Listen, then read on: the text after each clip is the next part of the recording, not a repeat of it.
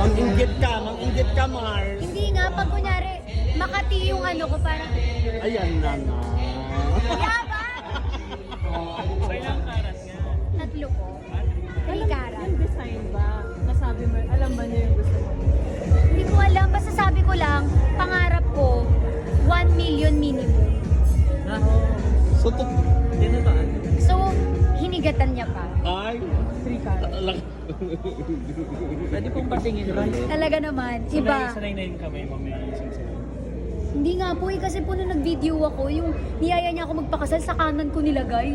Hindi ko alam na sa kaliwa pala, as in wala talaga akong idea. Kaya ngayon nilipat ko na eh. Sakto yung size. 3 kasi yung size ko talaga, ang alam ko 3.